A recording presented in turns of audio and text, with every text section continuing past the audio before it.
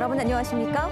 코로나19로 문을 닫았던 초중고와 유치원이 드디어 오늘 교육부의 2차 등교 등원 일정에 맞춰 일제히 문을 열었습니다. 친구들과 선생님을 만난다는 사실에 학생들은 설렜지만 코로나19가 완전히 끝나지 않은 상황에서 자녀들을 학교로 보내는 부모들은 걱정이 앞서는 모습이었습니다.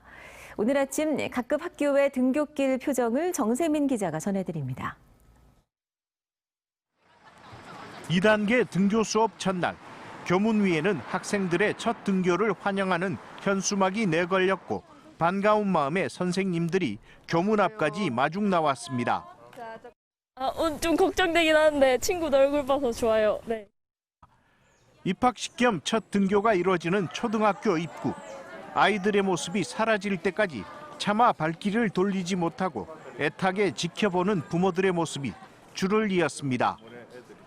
스스로 잘 했으면 좋겠는데 집에서 마스크 쓰기, 손 씻기 이런 거 많이 교육을 했으니까 더 잘 할 것 같아요.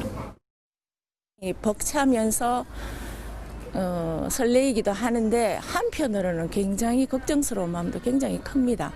아직 많이 어린 아이들이기 때문에 우리가 아직은 코로나19에 대해서 조심해야 할 일이 많기 때문에 다시는 학교가 다시 폐쇄되는 일이 없도록 하기 위해서 세상을 향한 첫걸음, 생애 첫 등원을 하는 유치원에서는 아이의 모습이 그저 안쓰러운 듯 엄마와 아이는 몇 번이고 눈을 마주칩니다.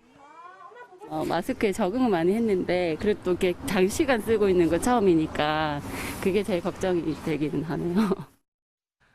지난 20일 고3부터 시작된 등교 수업이 고등학교 2학년과 중학교 3학년, 초등학교 1, 2학년, 유치원생으로 확대됐습니다.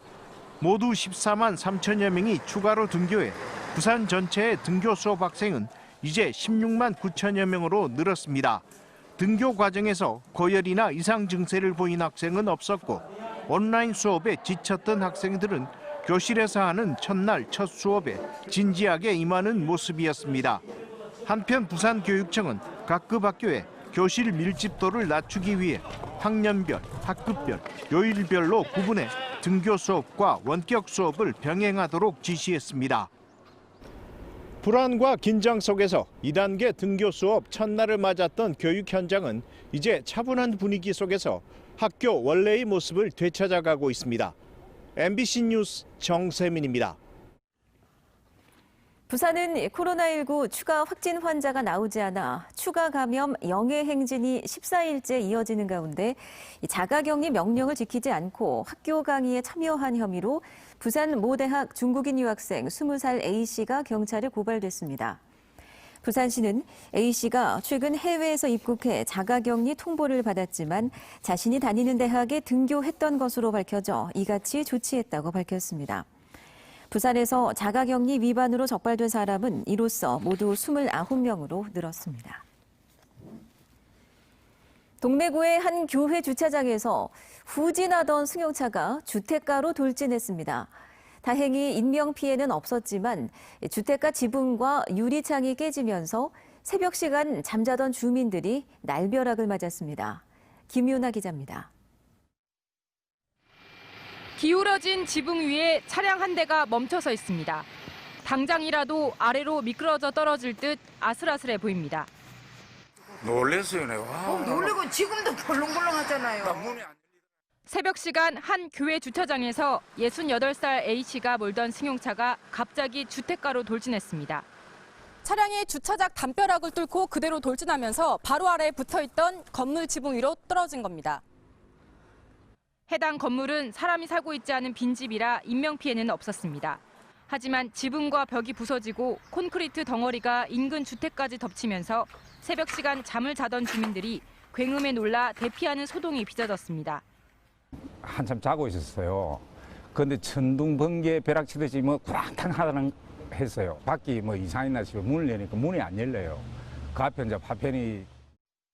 경찰은 A씨가 주차를 하기 위해 후진을 하던 중 운전 미숙으로 사고를 낸 것으로 보고 있습니다. 운수 측정을 했고 그게 감지가 안 됐고 그래서 보호사하고 견인차랑 연락해서 그렇게 사고 처리하기로 하고 좋은 결과. 좁은 주차장 주변으로 주택들이 다닥다닥 붙어 있지만 안전장치라고는 높이 1m 정도의 낡은 담벼락이 전부였습니다. MBC 뉴스 김민아입니다.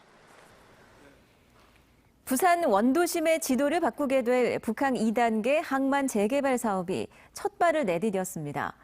부산 항만공사와 LH, 코레일, 부산도시공사가 컨소시엄을 구성해서 사업을 진행하고 부산시가 주도적인 역할을 맡아서 2024년 착공한다는 계획입니다. 이만은 기자입니다.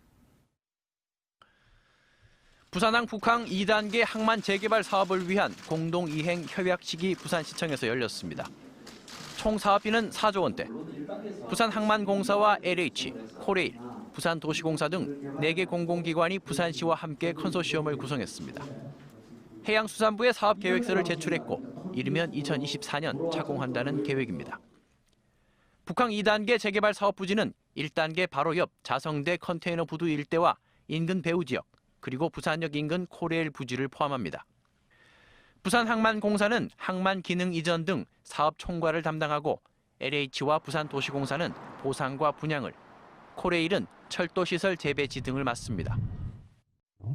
2단계는 이 항만을 중심으로 해서 그 주변 지역을 재개발하는 그런 관점에서 세계 유일한 그런 복합 재개발 사업이다. 그렇게 생각을 합니다. 했습니다. 특히나 항만과 또 철도가 같이 결합된 핵심적인 지역이기 때문에 부산의 이제 새로운 이제 거점으로서 도약하는 이제 기반이 이번 공동 이행 협약을 통해서. 부산시는 컨소시엄의 주체로서 사업 전반을 관리하며 2030 엑스포를 염두에 두고 북항 재개발과 원도심을 연계한다는 방침입니다. 하지만 전체 컨소시엄 지분의 85%를 부산항만공사와 LH가 갖게 돼 부산시가 과연 얼마나 주도적으로 이 사업을 이끌 수 있을지가 관건입니다. 네, 난관이 많습니다. 난관이 많기 때문에 저희 시가 직접적으로 지분 참여는 안 하지만 이런 조정 역할을 하기 위해서 들어왔다는 겁니다. 만약에 시가 이렇게 안 냈으면 아마 4기관 간의 조율이나 관련되는 기관별로 부처가 있고 하기 때문에 소속 부처가 있기 때문에 더 힘들 겁니다. 그래서 부산시는 특히 2단계 사업의 공공성을 강화하기 위해 개발 이익을 원도심에 환원하는 방안을 강구하기로 했습니다. 현재 공사가 진행 중인 북항 1단계 사업에 이어 이번 2단계 사업까지 본격화되면 북항 재개발 프로젝트는 완전체가 될 전망입니다. MBC 뉴스 이만흥입니다. 그동안 부산 신항에서 선박 통항에 위협이 됐던 토도가 3년간의 공사 끝에 완전히 제거됐습니다. 관계기관 협의를 거쳐 오늘부터 이 토도가 제거된 해역에서의 운항이 가능해졌는데요. 이두환 기자가 그 현장을 다녀왔습니다. 24,400여 제곱미터 규모, 길이만 100m가 넘는 섬이 부산 신항 한가운데 자리 잡고 있습니다. 선박들은 섬을 피해 신항을 드나듭니다. 당초 신항 설계 때와는 달리 선박이 갈수록 대형화되면서 선박 사고에 대한 우려가 제기되어 왔습니다. 토도가 사라진 신항에서 수로 측정 검사를 거쳐 첫 선박 운행이 시작됐습니다. 지난 2017년부터 3년간 3,150억 원이 투입돼 제거 공사가 시작된 지 3년 만입니다. 대규모의 고난도 공사이다 보니 안전하게 섬을 제거할 수 있도록 각종 특허 기술이 동원됐습니다. 인근에서 작업 중인 선박과 부두에는 어떠한 영향도 미치지 않아야 되므로 특수공법인 대심도 발파 공법을 적용하여 토도 제거로 뱃길이 넓어졌습니다. 북쪽으로는 300m, 남쪽으로는 약 400m의 항로가 추가로 확보된 겁니다. 이곳이 바로 토도가 있던 자리입니다. 현재 물밑으로 수심 18m가 확보돼 초대형 선박 통항이 가능해졌습니다. 다양한 경로로 입출항할 수 있어 선박 안전이 확보되고 물류의 가속도가 붙을 것으로 기대됩니다. 공간이 추가로 확보되니까 다양한 방법으로 훨씬 더 여러 선택지를 가지고 우리가 안전하게 운항할 수 있을 거로 생각됩니다. 최근 코로나19로 세계 최고의 물동량을 기록하던 중국 항만들의 성장이 주춤해진 가운데 부산 신항은 뱃길을 넓히며 경쟁력을 높이고 있습니다. MBC 뉴스 이두원입니다.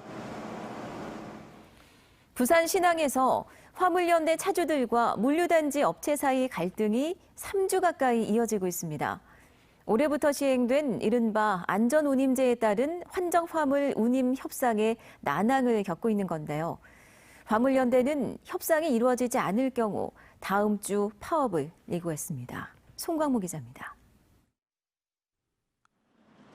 부산신항 배우단지입니다. 화물연대 소속 운전자들이 물류창고 앞에서 운송 거부 등 시위를 벌인 지 3주째. 올해 1월부터 시행된 안전운임제에 따라 화물을 배우단지 창고에서 부두 등으로 옮기는 이른바 환적 셔틀 운임 협상에 난항을 겪고 있기 때문입니다. 화물연대는 이번 주까지 물류단지 협회와 협상이 이루어지지 않을 경우 다음 주 파업까지 고려 중이라고 밝혔습니다. 안전운임제는 새벽이나 장시간 운행으로 인한 사고를 막기 위해 중장거리 운송요금을 표준화한 제도입니다. 그러나 문제가 된 환적운임은 표준화하지 않고 이에 당사자 사이의 협의에 맡겨두면서 갈등의 씨앗이 됐습니다. 화물연대가 주장한 운임은 20피트와 40피트 컨테이너당 3만 원에서 3만 5천 원 수준으로 안전운임제 수준보다 낮다고 주장합니다. 장거리 컨테이너와 마찬가지로 원가를 적용해갖고 설계하다 보니까 기존에 봤던 운임보다 대폭 인상됐습니다. 그래서 저희들이 그 원인을 분석해서 기존에 국토부가 고시한 운임보다 낮게 제시를 했는데 하지만 물류창고 업체들은 올해 초 환적 운임을 지난해보다 50%가량 높였다며 추가 인상을 하긴 힘들다는 입장입니다. 교통비 얼마, 숙박비 얼마, 이런 게 전부 포함되어 있어요. 장거리에 운송에 특화하는 부분이지, 저희들이 신항 터미널에 왔다 갔다 하는 데는 그런 비용이 필요 없지 않습니까, 그죠? 화물연대는 환적 운임 문제가 해결되더라도 기사들이 소속된 운송업체 등도 각종 비용 명목으로 운임을 깎는 등 안전운임제를 무력화하고 있다고 주장해 추가 갈등도 불가피해 보입니다. MBC 뉴스 송광무입니다. 오거돈 전 부산시장의 성추행 사건과 관련해 경찰이 또 다른 성추행 의혹에 대해 수사력을 집중하고 있습니다. 부산경찰청은 오 전 시장이 인정한 지난달 성추행 사건 이외에도 지난해 관용차에서의 또 다른 성추행 의혹에 대해서도 수사하고 있다고 밝혔습니다. 시민단체는 오 전 시장이 지난해 관용차에서 여성 직원을 성추행하고 이를 무마하기 위해 채용 비리를 저질렀다는 내용으로 고발장을 제출한 바 있습니다. 부산 지역 여성단체가 오 전 부산시장에 대한 규탄의 목소리를 높이고 있습니다.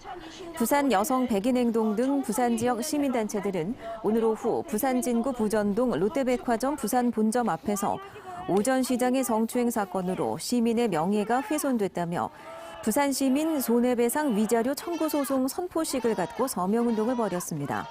또 부산시 여성단체 협의회는 연제구 양정동 부산지방경찰청 앞에서 봐주기식 수사 규탄 기자회견을 열고 오 전 시장에 대한 경찰의 철저한 수사를 촉구했습니다. 오늘 오후 4시 50분쯤 영도구 영선동 영선교차로에서 70대 A씨가 운전하던 승합차가 인근 세탁소를 들이받았습니다. 이 사고로 세탁소 손님과 주인 A씨가 다쳐 병원으로 옮겨졌고 건물과 차량이 크게 부서졌습니다. 경찰은 A씨와 목격자 등을 상대로 정확한 사고 경위를 조사하고 있습니다. 코로나19 최장기 입원 환자였던 부산의 82세 확진자가 입원 94일 만인 오늘 퇴원했습니다. 부산시 보건당국은 지난 2월 22일 확진 판정을 받고 입원 치료를 받아오던 부산의 6번 확진자가 퇴원했다고 밝혔습니다. 6번 확진자는 2번 확진자의 친정어머니로 입원 초기 폐렴 증상이 있었지만 한 달 전부터는 코로나19 증상이 거의 없었던 것으로 파악됐습니다. 지역 확진자의 평균 입원 기간이 20일가량이었던 데 비하면 6번 확진자 입원 기간은 4배 이상 길었습니다. 공황장애를 앓던 30대 수감자가 14시간 동안 보호장비를 착용한 채 독방에서 숨진 사건과 관련해 인권단체가 성명을 내고 대책 마련을 촉구했습니다. 천주교 인권위원회 등 17개 인권단체는 공동 성명을 내고 30대 수감자가 숨진 것에 대한 철저한 진상규명과 책임자 처벌, 재발 방지 대책을 마련해야 한다고 촉구했습니다.